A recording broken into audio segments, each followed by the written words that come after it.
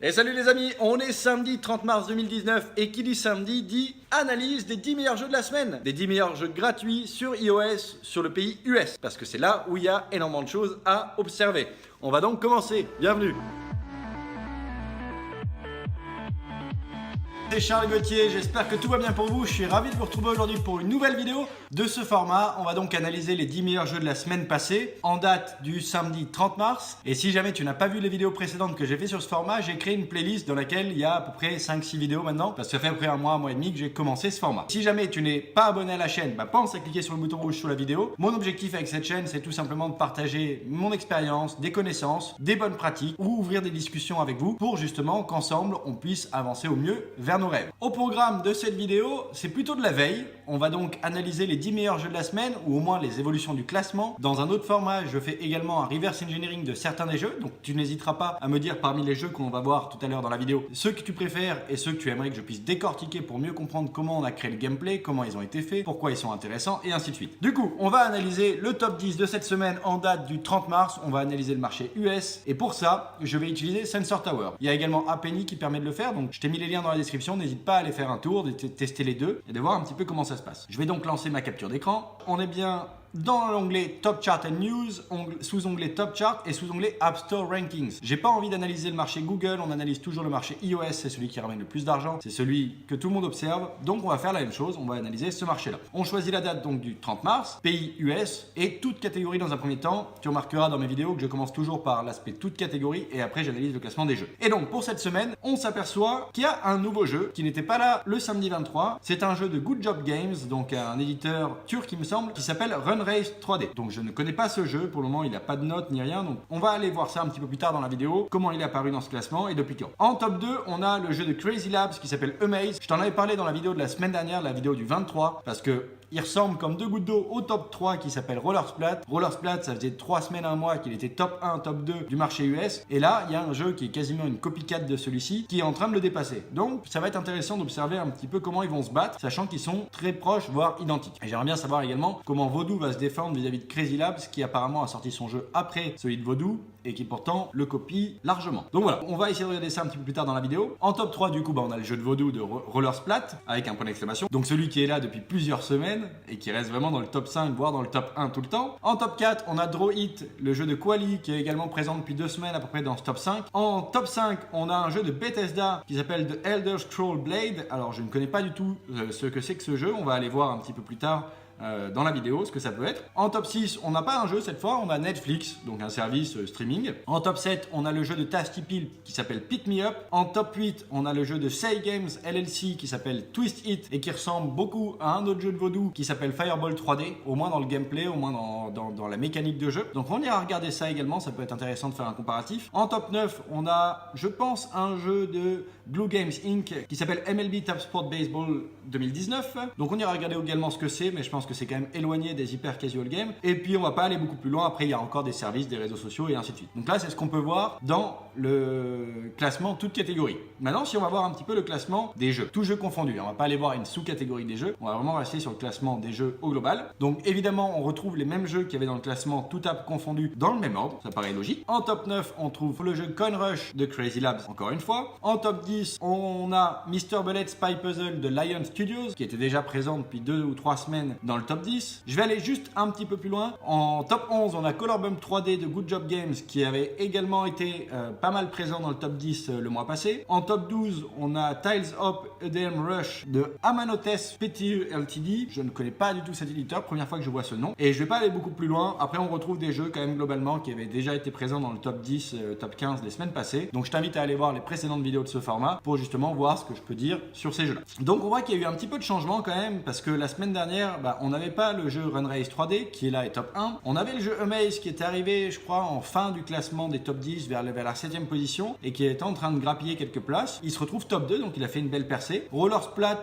lui il stagne toujours dans ce top 3, top 5 et il est plutôt performant. Je pense que c'est un jeu qui est bien rentable, donc à voir ce que va faire Crazy Lab avec Amaze. Du coup, on va essayer d'aller regarder un petit peu de plus près quelles ont été les évolutions des classements en regardant jeu par jeu. Et donc si je clique sur le premier jeu top 1 de la semaine, donc le jeu de Good Job Game qui s'appelle Run Race 3D, on va regarder un petit peu les screenshots. donc ok, on est sur un jeu sympathique en termes de couleurs dans les tendances actuelles, avec un semblant de multiplayer, je pense, un peu une logique .io à vérifier. Je n'ai pas du tout joué à ce jeu-là. Un jeu qui est sorti le 18 mars 2019, qui a été mis à jour le 19, le 20, le 22, le 23, le 24, le 28, le 29. Bon, ils n'ont pas arrêté de le mettre à jour. Un jeu qui a 5200 votes positifs 5 étoiles contre 170 1 étoile et comme toujours quelques notes aussi entre les deux. C'est un jeu du coup qui, dans le classement toutes catégories confondues, est monté assez vite. Je ne peux voir qu'à partir du 27, sachant qu'on est le 30. Le 27 il était 250e tout app confondu. Il a gagné encore 150 places en une journée. Et puis directement le lendemain, le 29, il était premier tout app confondu. Et depuis, il est resté premier. Donc vendredi, hier, il était premier. Aujourd'hui, il est toujours premier. Donc on verra la semaine prochaine s'il maintient son top 1 ou pas. Bon, j'ai pas beaucoup plus de choses à dire. Il n'y a pas de vidéo là pour voir. Si on regarde les screenshots, j'imagine que c'est une course. On doit rebondir sur les murs et autres. Je te propose de faire un reverse engineering de ce jeu-là parce que je pense qu'il peut être intéressant à observer. Du moins, j'avais pas vu de jeu similaire à ça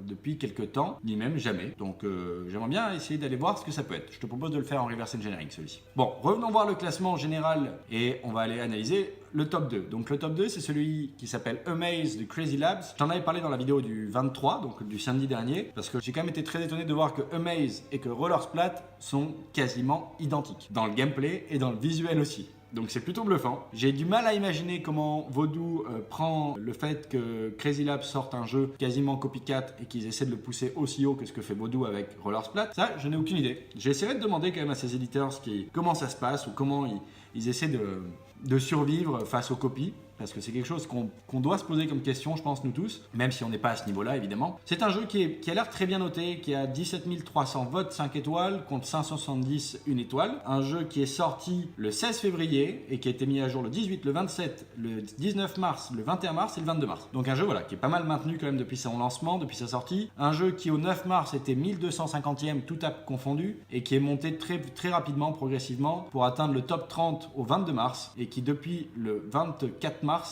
et dans le top 10.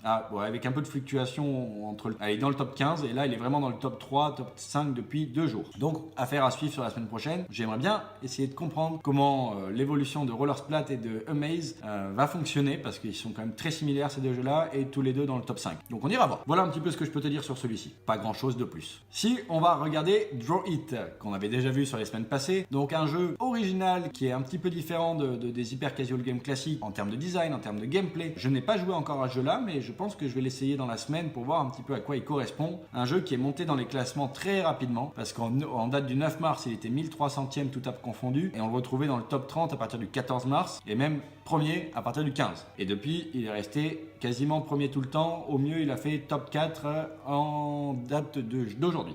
Au pire, pardon. Donc voilà, un jeu qui performe pas trop mal. On va voir comment il se maintient dans le top chart. Je crois que je m'étais gouré. Je t'ai parlé de Draw It en top 3, mais j'avais oublié de changer la date. Donc c'est le top 4. Donc on va passer au top 3 de Roller Splat. Et là, tu vas voir qu'il est ressemblant comme deux gouttes d'eau à Amaze de Crazy Labs. Si tu regardes bien, encore un système de labyrinthe qu'il faut remplir. Un visuel très légèrement différent vu qu'ils ont un background avec une couleur, contrairement à Amaze. Je suis quand même assez surpris de voir des jeux aussi proches qui taquinent le classement et qui se tirent la bourre. Donc c'est quelque chose qui m'intrigue en tout cas. Je sais pas ce que t'en penses. Toi, n'hésite pas à me le dire dans les commentaires également. Si on regarde par contre le jeu Roller Splat de Voodoo, lui a été mis en ligne le 26 janvier, contrairement à Amaze qui lui était sorti le 16 février si je t'ai pas dit de bêtises par rapport à ce que je dis il y a 5 minutes. Donc il y en a quand même un qui est arrivé avant l'autre. Donc comment ça va se passer? Est-ce qu'ils vont devoir essayer de faire un combat auprès d'Apple pour justifier qui a l'antériorité afin que l'éditeur qui était le premier puisse avoir la main mise sur ce type de jeu? Je sais pas trop. À observer. Je te mettrai une fiche ici parce que Roller Splat, je l'ai reverse engineeré dans une vidéo spécifique à ce jeu-là. Si on retourne dans le classement, donc en date du 30, cette fois je vais essayer de pas me gourer. En top 5, on a un jeu de Bethesda. C'est un peu éloigné de ce que nous on pourrait faire en hyper casual game ou du marché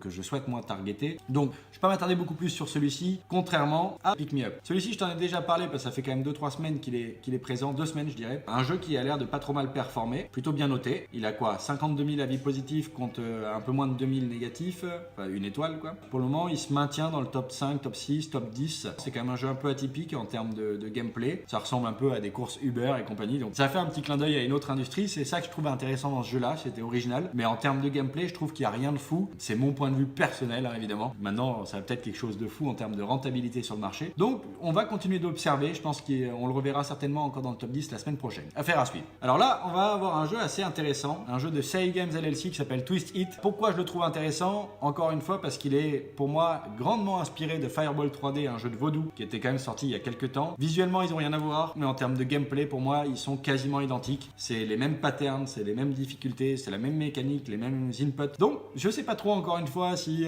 ça peut grincer des dents entre les différents éditeurs de ces jeux là, parce qu'il y a quand même beaucoup de similarités. Mais en tout cas moi je trouve un jeu visuellement clairement dans les tendances, il récompense bien les joueurs rien qu'en regardant une vidéo du jeu. C'est intuitif, c'est sexy, comme Fireball 3D d'ailleurs justement. Donc affaire à suivre. En tout cas c'est pas la première fois que je vois des jeux de Say Games LLC dans le top. Voilà pour Twist It que je t'invite à tester et à tester Fireball 3D aussi en parallèle pour comprendre un petit peu quelles sont les différences entre ces deux jeux qui sont quand même très similaires en termes de gameplay. Si on continue le classement, je regarde très rapidement le top 8 parce que pour moi c'est pas de l'hyper casual game mais c'est un jeu de baseball, MLB Tap Sport Baseball 2019. On voit qu'il est plutôt réaliste en termes de visuel, donc on s'éloigne un petit peu de ce que nous on serait capable de faire tout seul en solo dev, en indie dev ou en petit studio. Voilà, moi je conseille toujours d'attaquer plutôt le marché des hyper casual games quand on est en petite équipe avec peu de ressources ou qu'on démarre. Ça permet d'avoir vite des résultats jouables, d'apprendre. Ça c'est un peu en dehors de notre scope, il faudrait quand même être une plus grosse équipe avec plus de ressources pour être capable de faire ce genre de jeu. Donc je m'attarde pas beaucoup dessus. Je te déconseille d'ailleurs d'aller essayer de faire des jeux de ce type avec ce niveau de qualité graphique. Tu risques d'y passer des mois et des mois sans avancer, sans prendre trop de plaisir et c'est le meilleur moyen de perdre sa passion. Par contre, à l'inverse, on a Coin Rush, toujours de Crazy Labs. J'ai vu pas mal de pubs passer sur lui, c'est un runner avec une pièce. Ça a l'air bien fait, intéressant aussi, visuel très simple, des dégradés de couleurs. Je te ferai une vidéo un petit peu sur les tendances graphiques prochainement parce qu'on voit qu'il y a des patterns qui se répètent. Celui-ci en tout cas a l'air très bien noté, 7300 votes, 5 étoiles contre un peu moins de 301 étoiles. Un jeu qui est dans le top 15 depuis une bonne semaine, voire un peu plus, tout app confondu, et qui dans les jeux est dans le top 10, allez, à part une petite erreur en top 11 hier, dans le top 10 aussi depuis une bonne semaine. Donc affaire à suivre, je pense que ce jeu peut performer. Il a l'air d'être un peu stressant quand même, ça a l'air de pas être si simple que ça, mais à observer, parce que aujourd'hui les jeux qui marchent le plus quand même sur le top chart des hyper casual games sont des jeux qui sont quand même intuitifs et assez simples à jouer. Tous les joueurs ne sont pas des hardcore gamers, encore moins sur mobile, il faut bien l'avoir en tête. Moi ce jeu là, Coin Rush, me fait un petit peu penser aussi au jeu Colorbomb 3D de Good Job Games en termes de visuel, en termes de contraste avec les couleurs, le blanc, le noir. Voilà, je trouve que c'est intelligent, c'est bien fait. En regardant quelques screenshots, en regardant la petite vidéo, on comprend très vite comment jouer. Donc c'est intuitif, c'est sexy, c'est la recette pour générer les téléchargements et monter un peu dans le top chart. Donc à voir comment Crazy Labs va se battre avec ce jeu là. Je terminerai juste cette vidéo sur le top 10 avec Mr. Bullet Pie Puzzle de Lion Studios. Je pensais qu'il ressemblait comme deux gouttes d'eau à Mr. Gun, mais en fait non, c'est très différent comme gameplay, même si ça s'en rapproche parce que c'est un jeu de tir, mais un jeu sympa. Il est pas stressant, il est agréable, il y a de la physique, ça peut être assez fun. Un jeu bien noté, 14 500 votes, 5 étoiles contre 301 étoiles. Un jeu qui est sorti le 16 janvier 2019, qui a été mis plusieurs fois à jour depuis. Donc voilà, bien maintenu, plutôt bien noté. Un jeu qui est dans le top 10, tout app confondu, depuis une bonne semaine, voire depuis 15 jours même. Il faut voir semaine après semaine pour voir lesquels se maintiennent, lesquels se cassent la figure, pour voir si c'était des bons jeux qui ont plu aux joueurs ou pas. Là, il y en a quand même quelques-uns qu'on voit depuis quelques jours, quelques semaines, donc je pense qu'ils sont rentables et que ça plaît bien à leurs éditeurs. Bravo à eux et bravo aux studios qui sont derrière. Moi, c'est un de mes rêves de travailler avec tous ces éditeurs et de leur apporter des jeux de qualité pour faire des hit games et pourquoi pas plus tard également pour moi devenir mon propre éditeur. Donc c'est inspirant. Observe ce marché, ça te permet vraiment de voir quels sont les grands acteurs de cette industrie, qui observer, comment faire de la veille, voir quelles sont les tendances qui se dessinent, comprendre un petit peu comment ça évolue. Pour moi, c'est quelque chose d'important. J'aime bien faire ce travail, donc j'espère que ces vidéos peuvent te plaire, peuvent t'aider surtout à faire cette veille et à mieux comprendre quelles sont les mécaniques qui sont intéressantes pour les mettre dans tes jeux. Voilà ce que je voulais te partager aujourd'hui dans cette vidéo, dans cette analyse du top 10 des meilleurs jeux de la semaine en date du 30 mars. J'espère que ça t'a plu. Si c'est le cas, mets-moi un gros pouce en l'air, ça me fait toujours plaisir et ça me permet de toucher également d'autres créateurs de jeux qui pourraient avoir besoin de ça pour faire des meilleurs jeux. Je t'invite également à me dire en commentaire tes remarques, tes questions sur ce format, à me faire des propositions si jamais tu as envie que j'aborde des choses différemment. Également me proposer un ou deux noms de jeux qu'on a vus cette semaine pour que je puisse les reverse engineer et te les proposer dans des vidéos spécifiques sur chacun de ces jeux afin qu'on les décortique et qu'on comprenne vraiment qu'est-ce qui fait que ce jeu peut être un bon jeu.